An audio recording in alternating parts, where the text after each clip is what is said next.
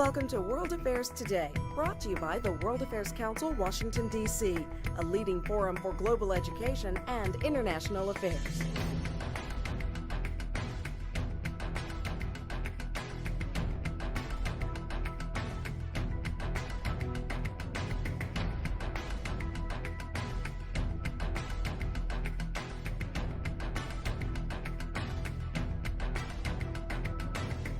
Good afternoon.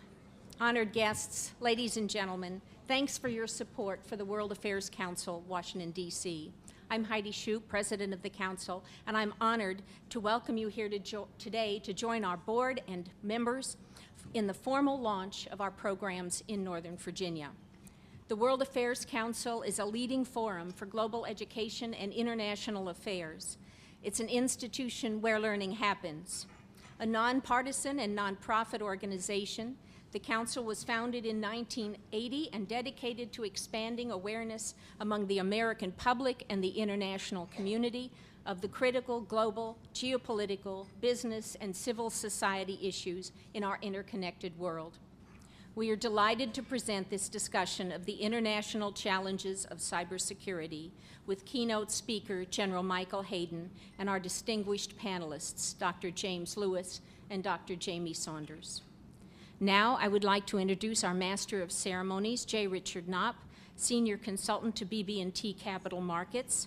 Ladies and gentlemen, please join me in welcoming Rick Knopp and thanking him for his superb leadership contribution to the success of today's World Affairs Council event. Thank you.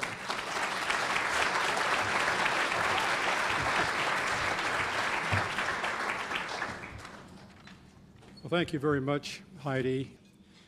It is now my pleasure to introduce our keynote speaker, General Hayden, who I know to most of you needs no introduction.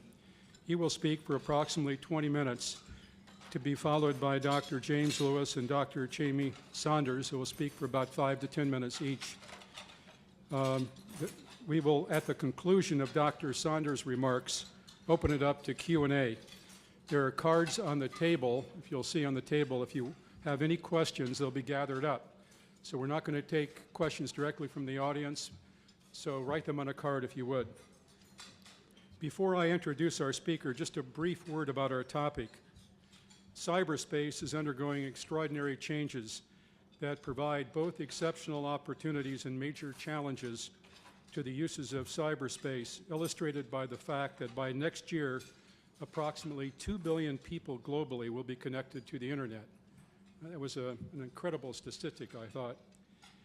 Our keynote speaker, General Michael Hayden, served as Director of the CIA and Deputy Director of National Intelligence at a time when the course of the world events were changing at a rapidly accelerating rate.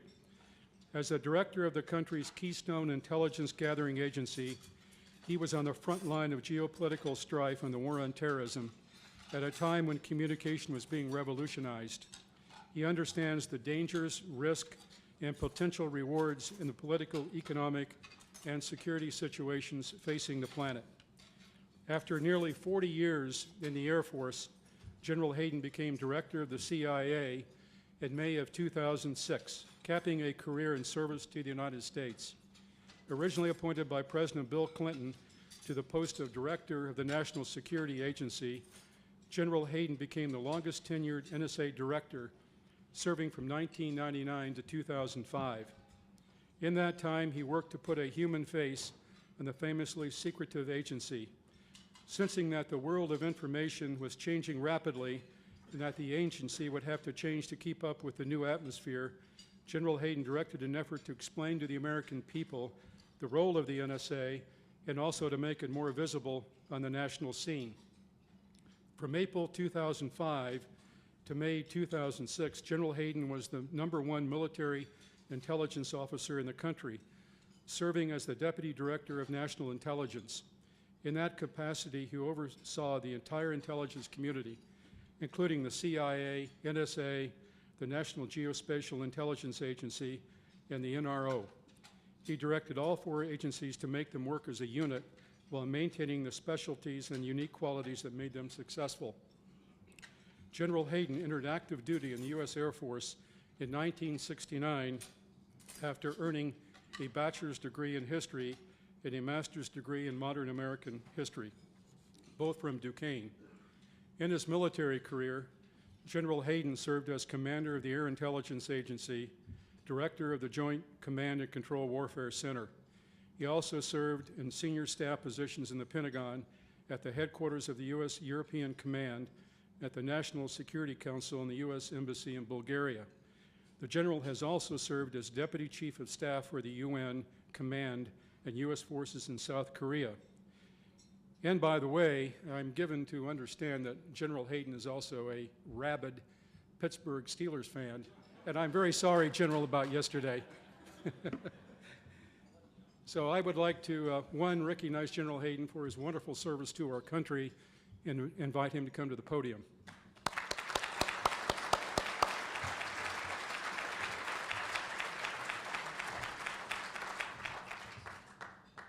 Well, good afternoon, and thanks so much for the opportunity and to come speak and for those kind remarks. This is the 5th or 6th chance I've had to talk about cyber things in about the last 3 weeks. So cyber is really on the minds of many folks in our current circles. But I have to tell you, I would much rather be up here talking to you about something as straightforward as Afghanistan than I would be here talking about things cyber. Cyber is really hard. And I guess the first message I would try to share with you this afternoon is that we should have at least a modest sense of humility when it comes to our facing this issue. But I do want to share some thoughts and observations with you. And at the end of this, I actually have some recommendations, some takeaways, things that I think people who would come to this lunch under the auspices of this organization have to contribute to moving the nation forward on things cyber. So let me begin. The first comment, again, I would give you, the first overall truism from my perspective is let's be generous with our commentary about this because this is really hard work. I can recall a joke told a long time ago during the Vietnam War. The news briefing, the press briefing in Saigon was always given at 5 o'clock in the afternoon. It was a rhythm that allowed folks to file for the papers back here on the East Coast of the United States. So the 5 o'clock press briefing was given the phrase after several years of 5 o'clock follies. And you can imagine, as popular support for the war began to ebb, what kind of encounters were present at the press conference. In one famous incident, a reporter, after listening to the press officer give his information, said, "I talked to so-and-so, and what you've told me is not consistent with his understanding of the situation." And the press officer uttered to my mind, very famous words, referring to that verb, not consistent with his understanding of the situation. He simply said, "Anyone who says he understands the situation here simply doesn't know all the facts." Okay? Okay? That might be true for things cyber as well. And what comes to my mind when I begin this kind of commentary is Lincoln's second inaugural address. Okay? In the midst of total war, what he asked folks was to consult the better angels of their nature. And so I would ask you to do that when you see public servants and scientists and policymakers and international diplomats struggle with things cyber. I began to touch this in the late 1990s, as indicated as commander of the Air Intelligence Agency down in San Antonio. And we came up with the thought inside the Air Force and began to push it as Air Force doctrine and try to propagate it throughout the Department of Defense's doctrine, that this cyber thing wasn't a machine or a technology, but that it was its own domain. That it was actually, that if you began to think about it as a place, it would begin to liberate your thinking about things cyber. And so we quite readily had a mantra that said land, sea, air, space, cyber. Okay? And it was a place, well, since it was a military organization, it was a place where we would go to conduct military operations. And it was, I will tell you, it was incredibly liberating. Because once you began to think of it as its own place, then you began to embrace it on its own terms, in its own right. And you began to realize it had its own laws of physics. It had its own geography. It had its own characteristics, like it's characterized by great speed or great maneuverability, or was inherently global, or was inherently strategic. I mean, all of those things began to just set up your mind to begin to optimize your ability to operate in this new space. Okay? But I must admit, I mean, we're doing this at an Air Force base. And I actually had what it was I just showed you now. I actually had this discussion about 2 weeks ago in one of those other half a dozen events down at Maxwell to an audience of 3 and 4 stars. Now, Maxwell was the home of the Air Corps Tactical School. That's Billy Mitchell. And all those big thinkers after World War I who were apostles and disciples of air power and were trying to think, how does one move this air weapon forward inside American military thought or inside American national thought? And do you see the parallelisms? Okay. I got a new thing here. It's in a new domain. How do I begin to think about it? And the thought that came out of the discussion in Montgomery, Alabama a couple of weeks back was that, and you have to know a bit about Air Force history, but I'll explain the reference in a second. In terms of cyberspace, we have not yet sunk the Ostfriesland. Okay. The Ostfriesland was the German pocket battleship that Billy Mitchell used as a demonstration in the early 1920s to show that they could actually sink a battleship from the air. Okay. So if you're looking at kind of this intellectual march and you want to reason by analogy, which is, by the way, the only way this Catholic liberal arts mind can think about things in cyberspace is to reason by analogy. If you compare it to this thinking about air power that characterized American thought over the 20th century, we're kind of on that same trajectory, thinking about cyber things as its own separate domain, but we're way back in the development. All right, there is an awful lot of future in front of us. Now, I left the Air Force as an assignment. I stayed in the Air Force, but went to a bunch of joint duty assignments. And I left it with the Air Force thinking about cyber as being a domain, a place where you can conduct operations, you know, like land, sea, air, and space. And I came back to it just a short time ago. And everything I've said is true. It is a domain. And it's very liberating to think about it as a domain. But people then, as they kind of unwrapped it, began to point out some things that made it different from land, sea, air, and space. Number one, it's the only man-made that the only domain that we made. I've taught you about it. It has its own geography. It has its own rules of physics. The Creator didn't do it. We did. And I'm not quite sure what all the implications of that are, but I think they're rather profound. Another example where it's not quite like the other domains. All of us with some knowledge of military history can think of any of the other 4 domains and think of a battle which took place entirely within the confines of one of those domains. Battle of Britain took place in the air. Battle of the Coral Sea took place at sea. Pick a medieval battle of ground combat. It took place only on ground. Now, a lot of battles cross domains. A lot of the battles have impact across the domain in which most of the action takes place. But in terms of the cyber world, I cannot think of a military action. And again, my coin for discussing cyber is generally a military outlook, but I think it applies to all aspects of it. I cannot think of an action in cyberspace where something just doesn't go pop somewhere in some physical space. In other words, it really isn't just a video game. Things really happen in the real world, even though it might appear to you that all you're dealing with is a virtual reality. Back to that other thought, the only domain that is man-made, then do you have to accept the geography as it's given? Can you change it? And since it's man-made, in a way that doesn't exist for the other domains, can you actually destroy it? Again, in a way that would not apply to the others. We're quoting famous Italians here this afternoon, and just by luck, I've got Niccolo Machiavelli. There is nothing more difficult to take in hand, more perilous to conduct, or more uncertain in its success than to take the lead in the introduction of new things. What I'm suggesting to you is this is different, and we have only begun to grapple with both the reality and its implications. Now, unfortunately, that would be okay if this were just some sterile intellectual exercise.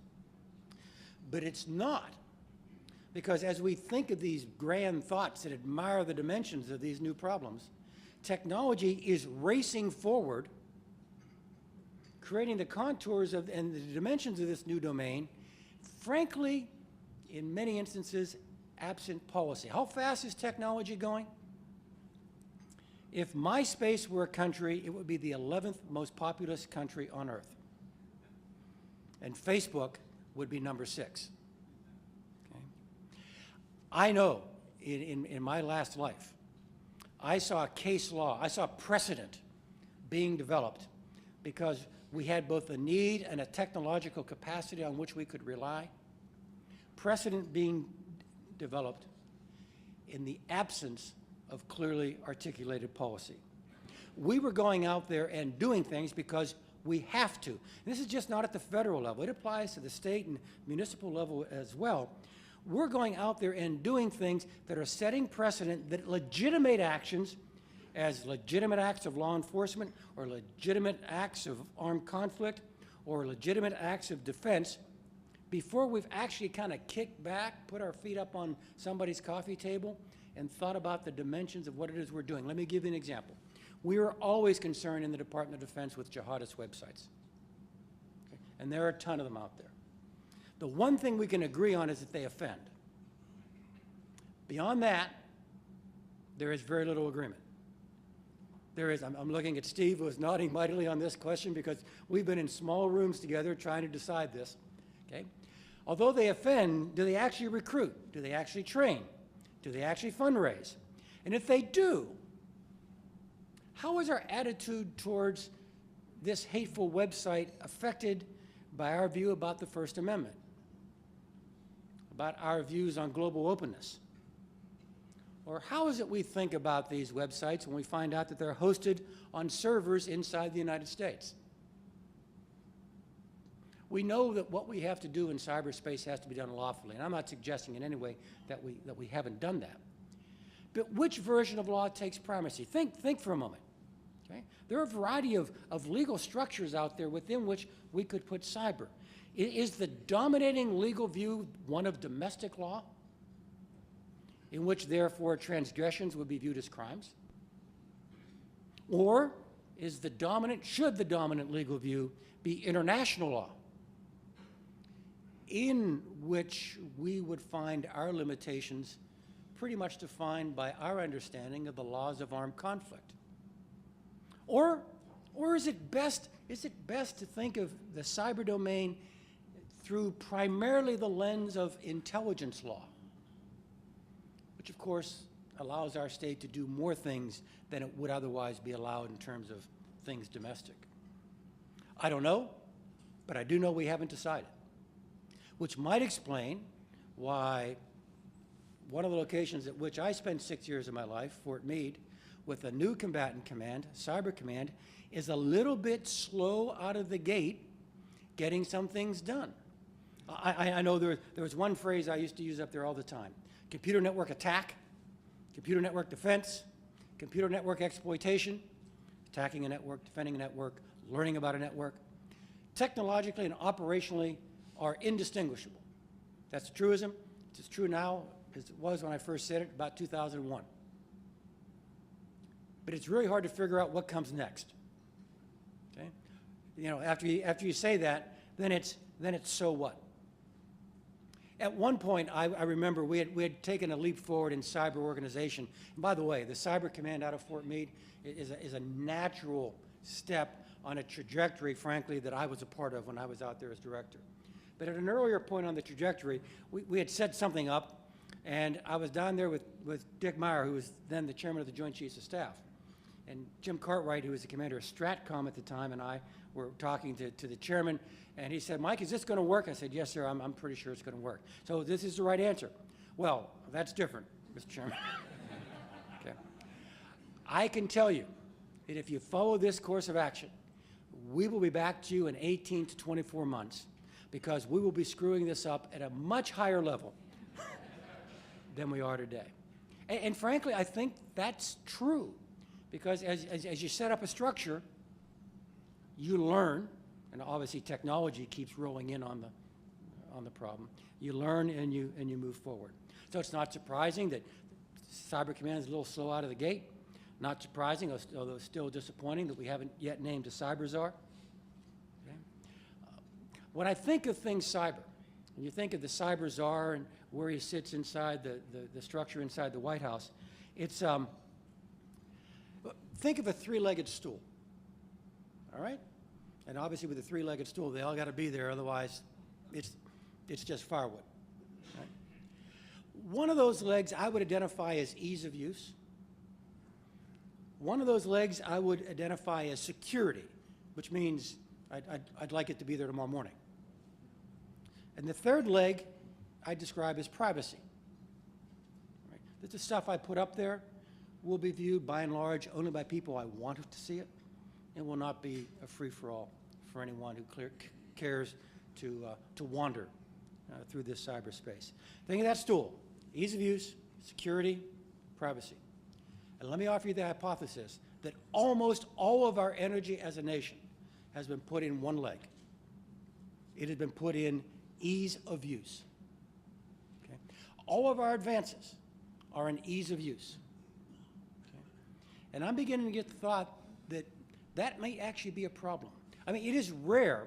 It is rare. Think of how language betrays true meaning. Okay? What do we call things that defend our personal cyberspace? Patches. Okay. Doesn't that suggest that something might not have been in there in the first place? Because, again, the technological thrust is easy to use. I can only reason by analogy. So the one that comes to mind, I already mentioned, I'm a history major, was the Oklahoma land rush of '98. And that, I think, kind of describes a bit our behavior in cyberspace. Hell-bent for leather, riding out there to get the best space. Now, right now in Oklahoma, there are better ways of buying and selling land than there were in 1898. Okay?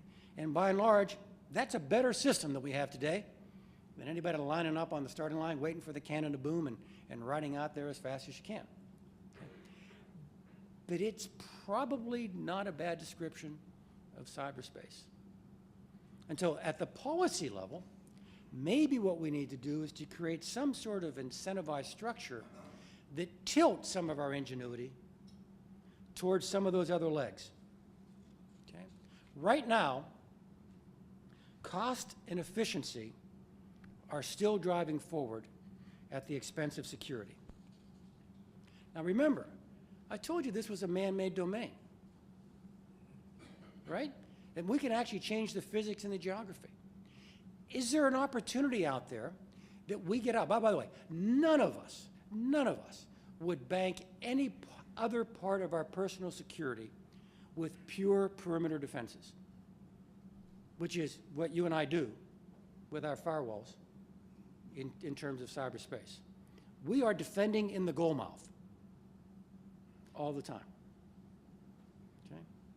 Well, since we can shape the texture of this domain, we don't have to accept it as God-given because God did not give it to us. Is there a way for us to move from that stress on ease of use towards security and privacy? There probably is. But this is the third point I'd make to you now. It's very hard for us to do it. It's very hard for us to think about it. I mean this. For Americans to talk about things cyber is culturally and institutionally very difficult. The phrase I've used in several other audiences, and I beg forgiveness prior to using it, is it's like that first conversation you had with your parent about sex. Okay? You knew you had to do it, but you wanted it to be over with as quickly as possible. Okay? Dick Clark was actually the cyber czar before cyber czars became cool. Dick Clark, at the end of the Clinton administration, was the cyber czar in the White House. Dick tossed a cyber strategy through the transom in the last year of the Clinton administration. Okay? It lasted about 36 hours. All the allergies in our national discourse made it literally dead on arrival. What are the allergies? One is ignorance. I mean, you and I all know about traffic safety. You and I can go out there and tell when a road is safe and unsafe. I'll say none, but there may be one or two in the room who actually can go home and determine whether their computer is safe or unsafe. But by and large, we cannot. There are Luddites out there that abound. I've actually sat in front of a congressional committee and been excoriated by a member for taking data that he had no argument of my possessing, data that I had been working with 3x5 cards, which he thought was an honorable thing. And as soon as I began to work that data with a complex machine, it became morally and politically objectionable to the member. Unfortunately, the place we need to go for expertise on this is my old agency, NSA. Okay? But NSA has two drawbacks. Again, back to national allergies that make it hard for us to talk about these things. Our experts are out there at Fort Meade. And that brings two problems. And I hear I'm talking about myself. Okay? You get one of those experts out there at Fort Meade talking to you for more than 90 seconds, you're going to think he's going to sound an awful lot like Rain Man.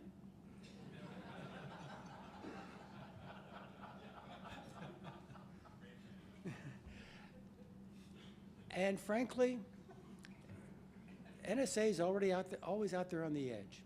You know, to say, hey, let's have the NSA guys come down and protect your email. Yeah, right, that's the response. Okay? Now, they will, but again, back to, you know, these allergic points inside our society. There are a bunch of bills in Congress. I would offer you the view that Congress is about as well structured to govern the cyber domain as they are to govern the Department of Homeland Security. Okay? The committee structure just doesn't line up. Okay? So you've got Senators Rockefeller and Snowe saying, we think this all should be under the Department of Commerce, which is logical if you understand that commerce comes under their committee's jurisdiction. You've got Senator Lieberman and Collins saying it should be under the Department of Homeland Security, which is where their jurisdiction lies, and so on. Now, so why am I telling you all this? All right? I've told you it's hard, that the technology is racing way in front of the headlights of policy, and that nationally, we really have problems discussing this. Because, I'm telling you all this because I think you have a role. I think you do have a role to play. Much of this problem, I'm talking to the World Affairs Council here, much of this problem has an international dimension. Okay? In fact, the international dimension of this problem may be so strong that from time to time, I begin to think that might be where we want to start. Let me give you a lengthy quote. This is from Martin Libicki, who's a researcher at RAND, who did this on behalf of the Air Force. All right? And he's talking about one narrow aspect of cyber. We all talk about cyber defense, and then somebody says, what about cyber deterrence? How do we deter an attack in the cyber world? And we immediately say, yeah, deterrence. Yeah, we know how to do deterrence. We've done deterrence. We did that for 50 years with those other guys. Now, here's what Libicki says about deterrence. The ambiguities of cyber deterrence contrast starkly with the clarities of nuclear deterrence. Actually, I didn't think it was all that clear back in the days, but by juxtaposition with the clarities of nuclear deterrence. In the Cold War nuclear realm, item, attribution of attack was not a problem. Item, the prospect of battle damage was very clear. Item, a 1,000th bomb could be just as powerful as the first. Item, counterforce was possible. I mean, you could attack his weapon systems. Item, there were no third parties to worry about. Item, private firms were not expected to defend themselves. Item, any hostile nuclear use crossed a widely acknowledged threshold. Item, no higher levels of war existed. Item, and both sides always had a lot to lose. Okay? Now that's about 10 things that take deterrence, a well-embraced principle, and demonstrate the difficulty of dropping it into this new domain, into this new space, into this new problem area, into this new technology. And if we had enough time and enough whiteboard, we could probably make up that list like that for every other aspect of things cyber as we try to apply our habits of thought, our culture, our international discourse, international law, for heaven's sakes, to this new world. So it seems to me that there's an awful lot of work here for World Affairs Council like yourself. We are a seafaring nation. We have always opted as a seafaring nation for freedom of navigation. Remember that decade-long negotiation in the 1970 Law of the Seas? 3-mile limit, 12-mile limit, right of innocent passage. We knew what we were talking about as a nation, seafaring. We wanted sea space to be as narrowly restricted as possible. Okay? And our species had several millennia of experience plying the world's oceans. Now take that example and drop it on cyber. We are the world's greatest cyberfaring nation. By analogy, you would think then, well, back we did this with the oceans, cyberfaring, seafaring, we want as much freedom of navigation as possible in cyberspace. Until you think that this nation has more of its treasure, by every meaning of that word, in cyberspace than the rest of the world combined. And then you go, that freedom of navigation thing doesn't seem quite as attractive as it did before. We haven't addressed those questions. World Affairs Councils, folks like yourself, can help in that dialogue. Is there a Nunn-Lugar thing lurking out there to help other nations police up their own cyber domain? How about the equivalent of the MTCR, the Missile Technology Control Regime, that limits the exports of certain kinds of technologies to certain parties? The Russians, just like they did for space, are increasing pressure on us to demilitarize cyberspace. What's the answer there? And frankly, I'd really like to read the master's or PhD thesis that addresses the problem, what constitutes sovereignty in a cyber age? What does it even mean? Even domestically, I'd suggest to you that our political processes may not be agile enough to move us quickly enough to deal with this new domain. We have experience. There are other aspects of national life that we've taken out of the political process and put into the regulatory process, because what you needed are expertise and apolitical judgments, FCCs, FTCs, and so on. So all those scrums up there on Capitol Hill with competing cyber bills, besides being very difficult and sometimes frustrating, they may actually represent the wrong approach. That this might be something that is better governed through a regulatory regime as opposed to a political regime. I don't know. These are all questions. But they're questions that folks like you can help answer. This is beyond science. It's beyond technology. This is about policy and citizenship, which is, after all, what your organization is all about. So I do think you've got a very powerful role to play. Thank you all very much.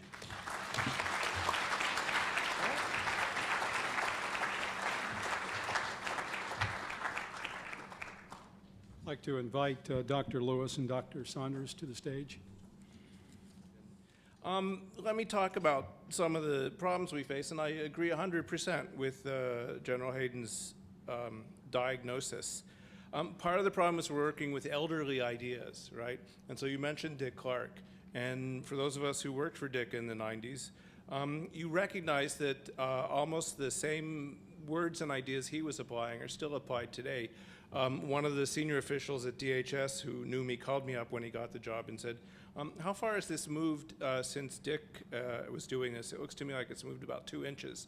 And I said, you're being generous. What are some of these ideas? Public-private partnership.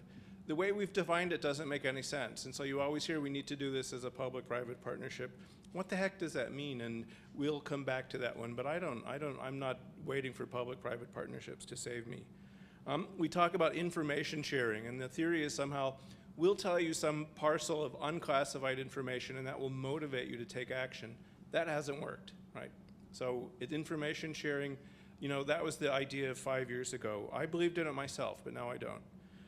Voluntary action, right? That this will be something that happens spontaneously. Again, I'm very familiar with this because in 1996, as part of a White House task force on creating secure public networks, I wrote an famous phrase, which fortunately they didn't publish, that we didn't have to worry about cybersecurity because the market would take care of it. So I've been waiting 13 years, right?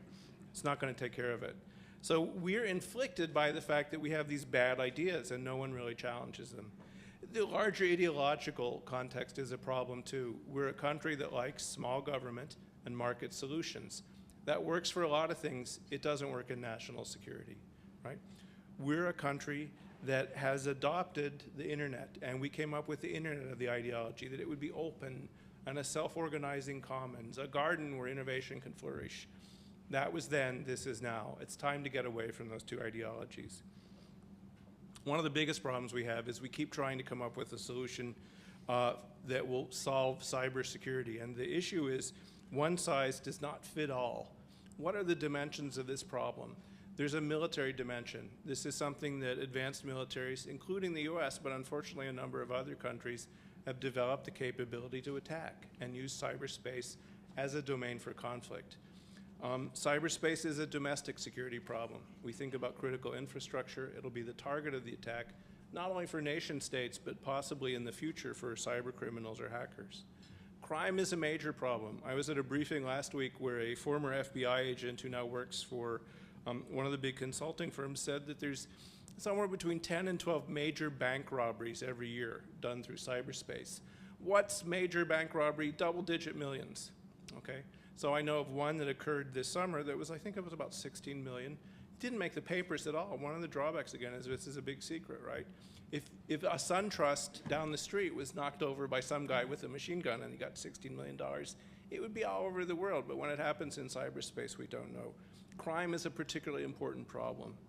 Finally, this is an espionage problem. And this is important to think of, that the greatest damage to our country now comes from espionage. We are not the only ones. Our allies in Europe and in Japan are also the targets. We're the people sitting on the intellectual property, and we have opponents who are quite willing to borrow that intellectual property without paying for it. You can all see the advantages.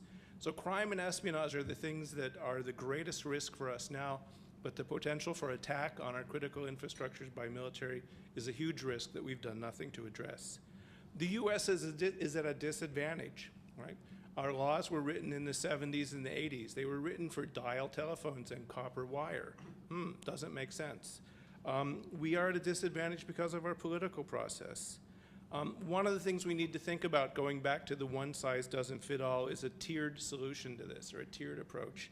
One of the questions that's been asked by a number of people is, if NORAD, and this gets to the airport, he'll like this because he's in the Air Force, if NORAD defends our airspace, why can't DoD defend cyberspace? Well, the short answer is our laws won't permit it, and that's a serious problem because there's something that people in the trade press call APT, Advanced Persistent Threat. That's code for China and Russia, right? Advanced Persistent Threat are agencies with tens of thousands of employees and budgets in the hundreds of millions or billions of dollars. And the notion that any company anywhere is going to be able to defeat these pro teams is just silly. So why don't we engage the Defense Department? We don't have a political solution to that, and a lot of it has to do with the allergies to NSA that you heard about. Critical infrastructure protection. It's been a goal now since 2001, maybe even a little before. We still haven't quite figured out a formula. Some sectors are really good, some sectors are really bad. We don't know what the risk is, and as a nation, we have I think a 187-page plan. You know, in a crisis, you're supposed to pull the plan off the shelf and turn to your subsection. And we are not prepared to defend ourselves in cyberspace when it comes to protecting critical infrastructure. Finally, for crime, we've seen an unfortunate tendency in crime, and that is that smart cyber criminals don't live in the US or Western Europe, right? They don't live in Canada. They live in Russia, right? Why do they do that? Because of the weakness of laws in various countries, because of the political interests of various governments. It's possible for us to see sanctuaries for cybercrime. And one of the things our policy would need to think about is how do we shrink those sanctuaries? How do we make there be a penalty for countries that harbor cyber criminals? Right now, if you're a bank robber and you live in the eastern part of Europe, your odds of being caught are 0, right? This is a risk-free crime. You will need to find American partners. They call them cashers, the guys who go to the ATM machines and withdraw the money. About a month ago, in 3 days, some Russian hackers found cashers in the US who withdrew $9.8 million. Don't have the Russians, may catch the cashers.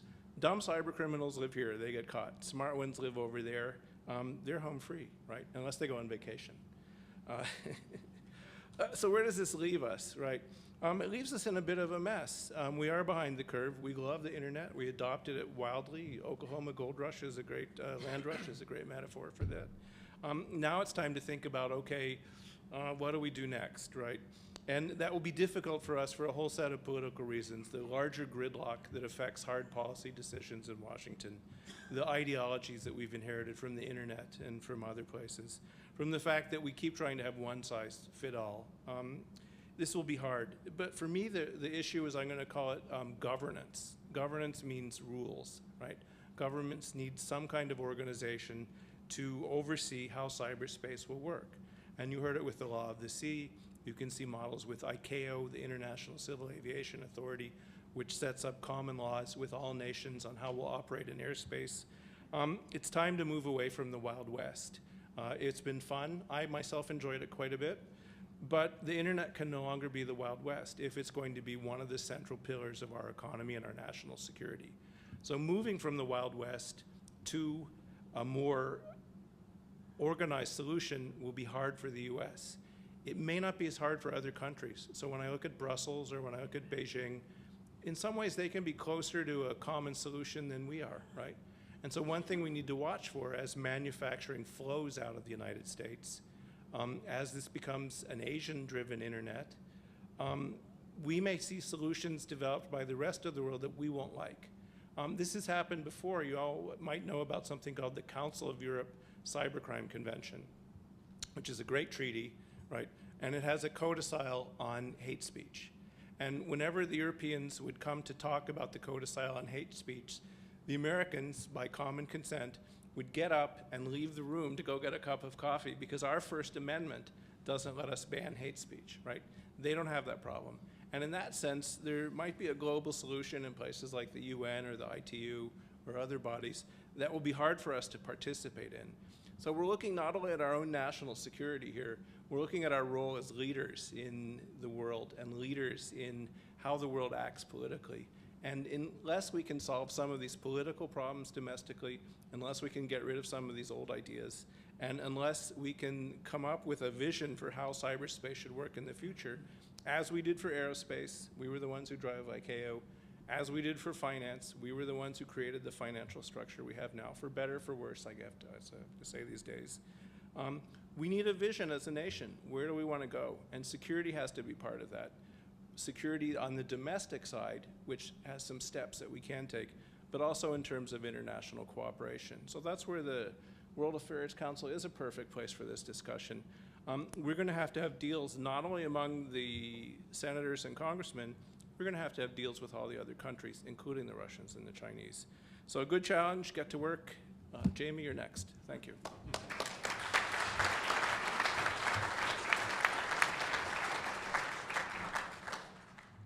There's only one thing I want to cover, and I won't take too many minutes doing that, and then we can get on to the Q&A.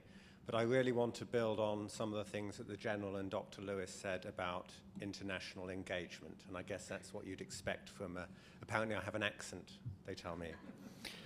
I'm worried about international engagement. I'm worried about the US attitude to international engagement, and I'm worried about the UK attitude to international engagement.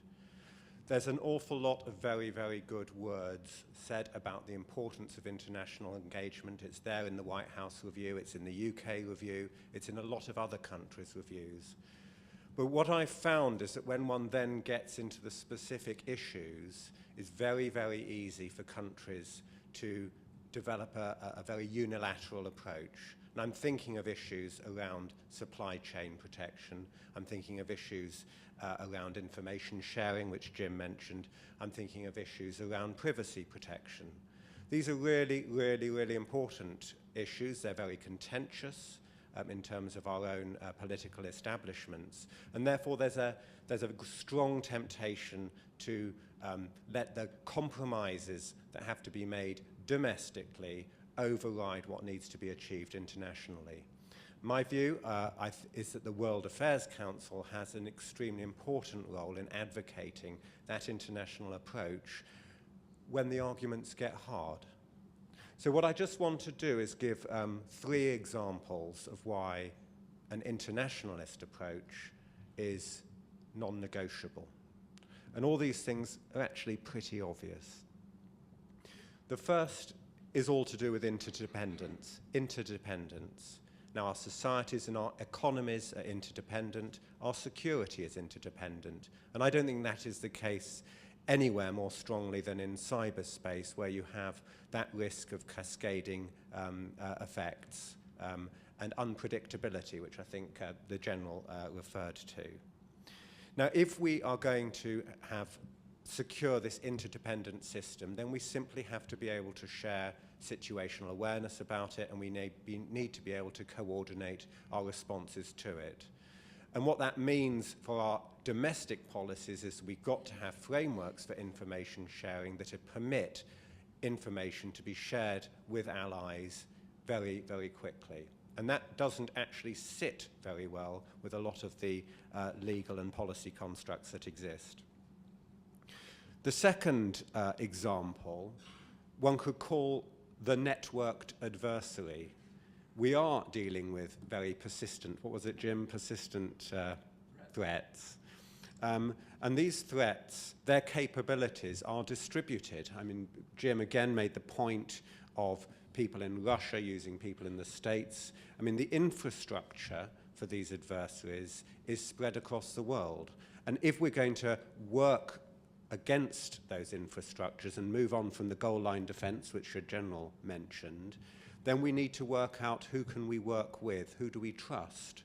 And once we've worked out what that circle of trust is, we need to be able to share information, share strategies, a lot of what's going to be very sensitive. The trust issue is not straightforward, because this is a game that many, many countries are involved in, and there are few who have said, we will not do that to you, or you will not do that to us. That is a small club. And therefore, we have to think very hard about what are the behaviors which we expect countries to exhibit in order to be allowed into that trust circle. Perhaps that's an incentive on countries to behave. I don't know. That's one to think about. The final example concerns the internet itself. I think perhaps this is the key takeaway point from me. Because it is true that the internet was invented by America, but it isn't American anymore. It's becoming increasingly distributed, it's becoming increasingly flattened, and I don't think the US can decide how it wants it to operate, can't decide on its own what the rules of the road are going to be. And some of the people with a big stake and a big influence over who the internet, how the internet is managed, aren't necessarily our friends in this space. And I think that ties back to Jim's point, really about the need to engage some of these countries that he mentioned, other countries, and have a discussion that says, okay, what are the areas of common interest here? What are we actually trying to achieve collectively? I think that's going to be a difficult debate for the US and indeed the UK to have. I'll close with the role of the World Affairs Council. I do worry these debates, this driver for the internationalist approach, is going to be hard to sustain in the battles in Congress, in the battles within the administration, in the battles with the private sector, perhaps I shouldn't call them battles. In the debate, it's going to be very easy to take a nationalist perspective. And I think your role, your job, is to make sure that that doesn't happen.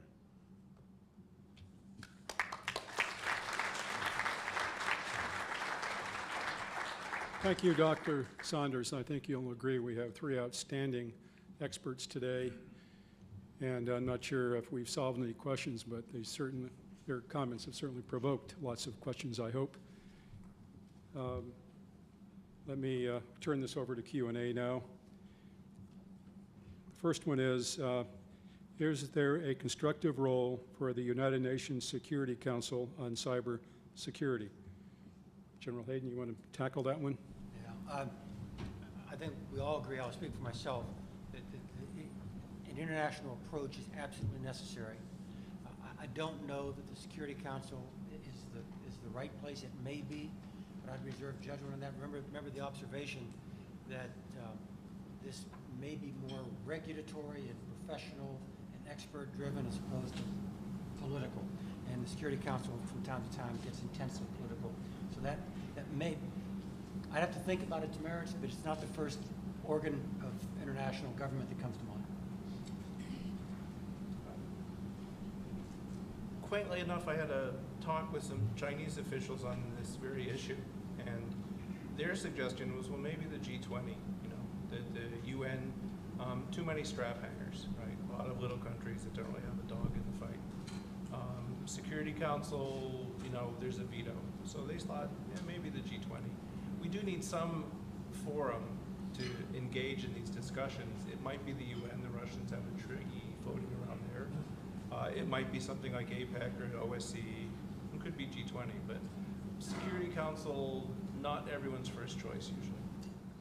Is there a body, General Hayden, an international organization that you think would be the suitable beginning point? I think you all agree that this requires an international solution. Is there a forum that would be the place where we could start that discussion? Instinctively, the organ that comes to mind is the one that Jim suggested, which is the G20. These people are vested in it. They have things to lose, and actually bring something to the party, to the discussion as well. So that seems to be a good starting point. When I was a child, the U.S. could walk and chew gum at the same time. So, and I'm hopeful we can get back to that someday. We ought to pick the best fora, but that doesn't mean other people are going to go with our view. So we're going to need to be able to play in multiple arenas at the same time. That calls for a coordinated strategy, which we don't have. But I think G20 might be the best, but we'll need to also deal with the fact that the Asia-Pacific Economic Cooperation Forum, the OSCE, which I can't stand what it remembers. I can't remember what it stands for. OECD, a whole range of organizations. The ITU have picked up cybersecurity as a big international issue, and we can't ignore them unless we want to see them go off course in some direction we may not like. Can I just add one other angle to this which concerns me? And there's an issue I think everyone is aware of in this room, and one I guess is close to the heart of the World Affairs Council, which is closing the global digital divide. I think there's some very, very exciting things happening in the developing world in terms of closing that divide, bringing new technology, one laptop for all, et cetera, et cetera. I think we need to look very carefully at General Hayden's stool as we do that. I think there is a risk that we could be landing these countries with insecure infrastructure, and there is a selfish reason to be concerned about this, because we really don't want what one could consider, I guess, electronic safe havens, countries with 21st century infrastructure, but 19th century rules in terms of how to police them. Thank you. The next question, starting again with General Hayden. The Chinese government is said to be the world's biggest violator of cybersecurity. What, if anything, can the U.S. government do about this? It's hard for me to answer the question in detail, so let me ratchet it up about a half an octave of abstraction and simply say that we ought to be responsible for protecting ourselves, whether it's physical espionage or cyber espionage. I headed America's espionage agency. I know what espionage agencies do. People need to defend themselves against such agencies if they want to protect their secrets. So I think by and large the responsibility is ours. What role should offensive cyber war be playing in the counterinsurgency effort in Afghanistan? Wow. Again, I've got to answer that in more general rather than specific terms, all right? But one has to balance every weapon that a nation has at its disposal with its overall objectives and the other weapons that are available. Again, reasoning by analogy, which is about the only way I can do this. Think back to World War II. Think back about Enigma. Think back about the British understanding German codes, and think back then the care one had to use in protecting the capability you had by not being profligate or uncareful in its use. It's those kinds of things, I think, that will impose themselves on thinking about things cyber for any kind of conflict we're operating on, and that's about as clear as I can make it. I understand. Last question for all three. Is a cybersecurity treaty among U.S. allies possible while national cybersecurity policy is being debated? I'll jump first because it's a point I wanted to make earlier, because all the push towards internationalism, which I think actually is a good thing and may actually prove a stimulus or catalyst to domestic thinking. But we have to have a general consensus on our view before we enter an international scrum on these questions. I don't think they have to be to the nth significant digit, but broadly speaking, we need to think about, remember the debate about weaponization of space? Well, we need to have a national view on things like that when it comes to things cyber.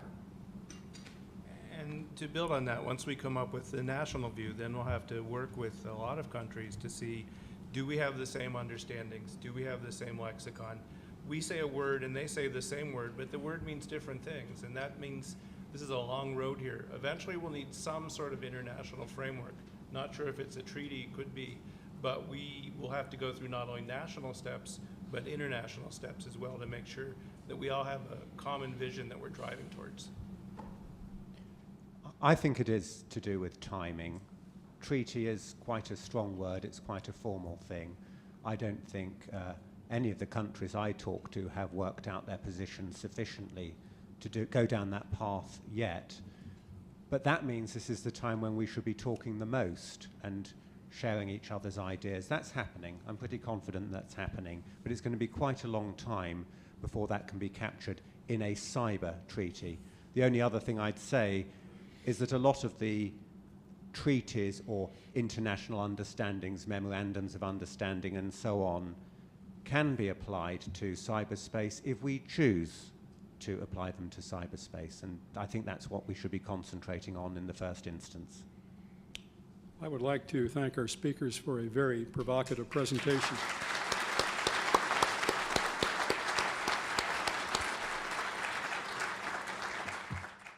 Thank you for joining us for World Affairs Today, a production of the World Affairs Council, Washington, D.C.